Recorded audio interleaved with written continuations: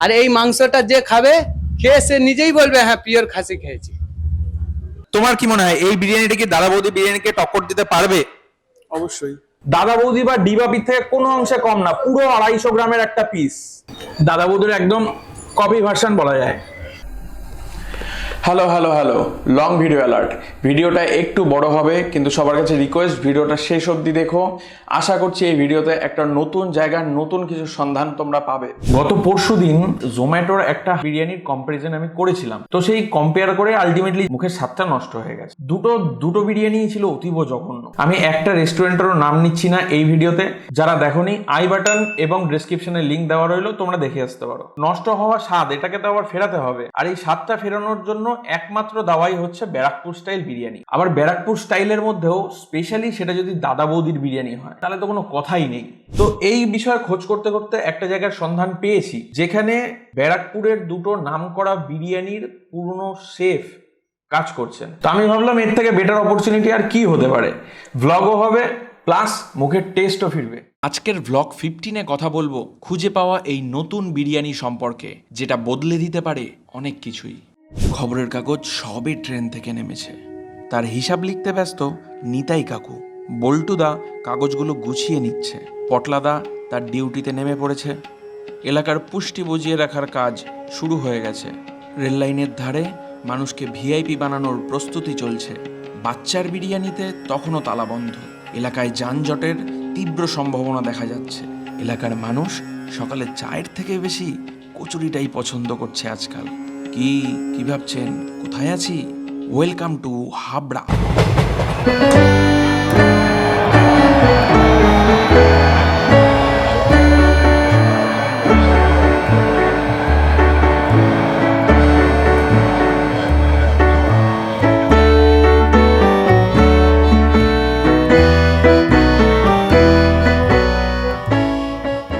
তো চলো জয় কমলালেবুর জয় বলে ভিডিওটা শুরু করা যাক।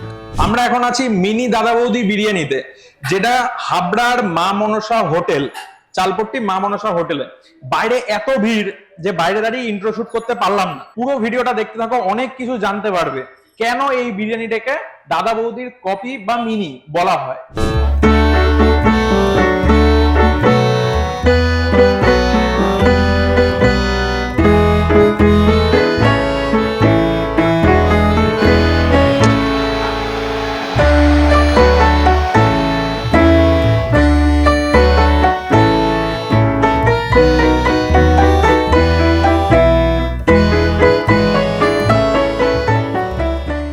কলকাতার নর্মাল বিরিয়ানি আর ব্যারাকপুর বিরিয়ানির মধ্যে একটা ডিফারেন্স আছে, যেটা আমি বুঝি। ব্যারাকপুর বিরিয়ানি একটু হালকা স্পাইসি, আর কলকাতার নর্মাল বিরিয়ানিটা একটু লাইট হয়। দেখো, এটা একটা ভাতের হোটেল যেটা 50 বছরের বেশি পুরনো, আর এখানে বিরিয়ানিটা শুরু হয়েছে 1 থেকে 1.5 বছর আগে। চিকেন হচ্ছে আমাদের ডিম, প্রত্যেকটাতে ডিম থাকে, চিকেন মটন।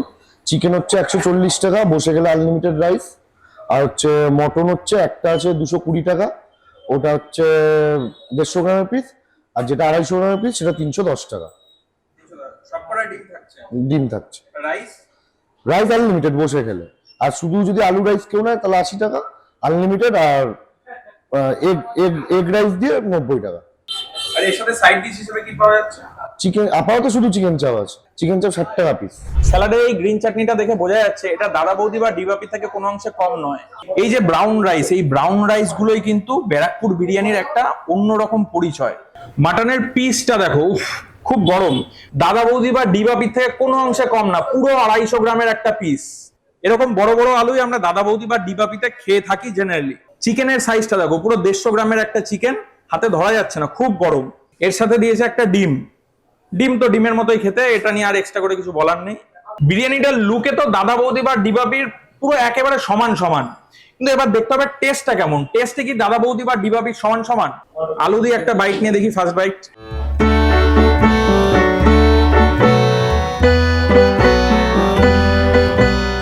অসাধারণ খেতে, অসাধারণ মানে অসাধারণ খেতে। একদম এটা জোর গলায় বলা যায় যে এটা পুরো ব্যারাকপুর স্টাইলেরই বিরিয়ানি, সে দাদা বৌদি হোক বা ডিবাপি। এবার এই মাটনটা দিয়ে একটা বাইট নিয়ে টেস্ট করে দেখা যাক। মাটনটা একদম সফট, ধরলেই বেরিয়ে আসছে।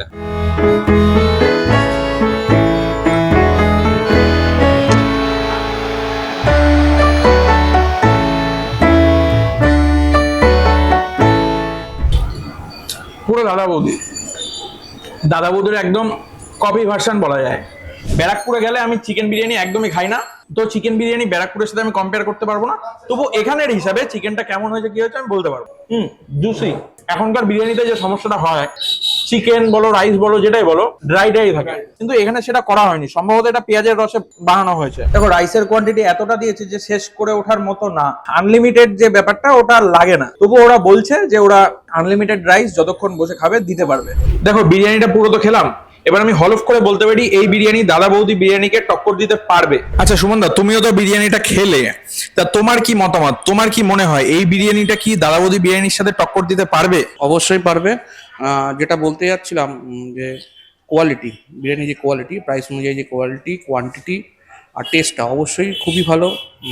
বড় বড় রেস্টুরেন্টগুলোর মতনই একদম অবশ্যই হাবড়া চত্বর এটা অবশ্যই একটা কিছু একটা করতে পারবে। ডাইরেক্ট কাস্টমারের রিভিউ নিয়ে নেবো। দাদা তোমার এই বিরিয়ানিটা খেয়ে কেমন লাগছে, তুমি কতদিন ধরে এখানে খাও? না, আমি অনেক দিন ধরে এখানে খাই, প্রায় 1 বছর হয়ে গেল খাচ্ছি। বিরিয়ানিটা খুবই ভালো, রাইসটাও খুবই মানে সবকিছু ব্যালেন্সড। আমি চিকেন চাপ নিয়েছি, ওটাও মানে গ্রেভিটাও খুব ভালো, আর চিকেনটা খুব সফট। আমার খুব ভালো লাগে বিরিয়ানিটা। মটনের সাইজ আর প্রাইস নিয়ে তোমার কি মতামত? না, সাইজ অনুযায়ী প্রাইসটা তো অনেকটা ভালোই বড়, মটনের সাইজ, ওটা নিয়ে কোনো কথা হবে না। তোমার কি মনে হয় এই বিরিয়ানিটা কি দাদা বৌদি বিরিয়ানিকে টক্কর দিতে পারবে? অবশ্যই। তোমাদের অ্যাড্রেসটা একবার বলে দিই। হাবড়া স্টেশনে নেমে যে কাউকে বলবে চালপট্টি বাজার, স্টেশনের একদম কাছে চালপট্টি বাজার, আর সেই চালপট্টি বাজারের দুর্গা মন্দির, ওই যে দুর্গা মন্দিরের একদম অপোজিটে এই মা মনসা হোটেল। দাদা তুমি তো এখানে বিরিয়ানি শেফ, তাই তো? হ্যাঁ হ্যাঁ, আমি বিরিয়ানি শেফ। বিরিয়ানিটা কি কাঠের জালে হয়? হ্যাঁ, বিরিয়ানি আমাদের কাঠের জালাই হয়, প্রথম থেকেই কাঠের জালে হয়। আচ্ছা দাদা, আমি এখানে দেখলাম তোমরা তামার হাঁড়ি ইউজ করছো, যেটা বিরিয়ানিতে আগেকার দিনে ইউজ করা হতো, যেটা পুরোনো একেবারে বিরিয়ানির, যখন আমাদের খুব পপুলার হলো বিরিয়ানি তখন আমরা দেখেছিলাম যে তামার হাঁড়ি ইউজ করা হতো। তোমরাও এখানে বিরিয়ানিতে তামার হাঁড়ি ইউজ করছো, এর কি কোনো সিক্রেট রিজন আছে? সিক্রেট রিজন বলতে কিছু নাই, অ্যাকচুয়ালি তামার হাঁড়িতে বিরিয়ানিটা বেশি ভালো হয়। অ্যালুমিনিয়ামের হাঁড়ি বিরিয়ানি সেরকম টেস্ট হয় না। তামার হাঁড়ি খেলে ওর যে একটা আলাদা কষ থাকে, তার জন্য বিরিয়ানিটা আরো বিউটিফুল, আরো সুন্দর হয়। তার জন্য আমরা তামার হাঁড়ি ব্যবহার করে থাকি। আর আমি শুনেছি এখানকার বিরিয়ানি নাকি ব্যারাকপুরের মতো পেঁয়াজের রসেই তৈরি হয়। হ্যাঁ, আমাদের পেঁয়াজের রসেই তৈরি হয়, আলুও পেঁয়াজের রসে হয়, মটনও পেঁয়াজের রসেই তৈরি হয়, সবকিছু পেঁয়াজের রসে হয়। তুমি কত বছর ধরে এখানে কাজ করছো? আমি প্রায় এখানে 11 মাস ধরে করছি। এর আগে ব্যারাকপুরে করতাম। ব্যারাকপুরে কোন হোটেলে করতেন? হোটেলের নাম তো বলা যাবে না। সিক্রেট নাকি? হ্যাঁ, টপ সিক্রেট না হলে বলতে পারো। টপ এটা টপ সিক্রেট। আচ্ছা দাদা, তোমরা তো এখানে মটন আর চিকেন দেখলাম একসাথেই করছো একই হাঁড়িতে। না না, আজ আমাদের সোমবার মঙ্গলবারটা একসঙ্গে হয়, সেদিন একটু বাজার ডাউন থাকে বলে, বা আবার বুধবার থেকে রবিবার অবধি আলাদা হয়। মোটামুটি দিনে এখন কত হাঁড়ি করে বেরোচ্ছে?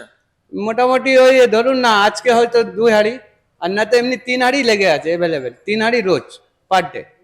এরপরে যদি আরো বাড়ে তাহলে আস্তে আস্তে বাড়বে। মটনটা আমি বলতে পারি এই সামনে কোন ডাবলুর দোকান থেকে আসে, রেয়াজি খাসি, মানে একেবারে দেশি রেয়াজি খাসি, তাই? হ্যাঁ, দেশি রেয়াজি। আর এই মাংসটা যে খাবে, খেয়ে সে নিজেই বলবে হ্যাঁ পিওর খাসি খেয়েছি। আচ্ছা এখানে টাইমিংটা কি আছে তুমি বলতে পারবে? আমাদের এখানে টাইমিং আছে দিন 1টা থেকে বিরিয়ানি অ্যাভেলেবেল, ঠিক আছে। আর যদি কোনো ওকেশন চলে আসে তাহলে 12টা থেকে অ্যাভেলেবেল, রাত 11টা 12টা অবধি লাস্ট। তোমরা যারা হাবড়া, অশোকনগর, বনগাঁ এইসব এলাকায় থাকো, তারা যদি ব্যারাকপুরে না যেতে চাও, তাহলে তোমাদের কাছাকাছি ব্যারাকপুর ফ্লেভারের বেস্ট লোকেশন হাবড়ার এই মা মনসা হোটেল হতে পারে। আজকাল ফুড ব্লগাররা একবার যেটা ভাইরাল করে, তো সেটার পেছনেই মাসের পর মাস পড়ে থাকে। তোমরা দেখতে পাবে এক দোকানের ভিডিও 14 বার দেখায় তারা, প্রয়োজনে মাসের পর মাস দেখিয়ে যায়, রোজ একটা করে তার ভিডিও দেখাবেই।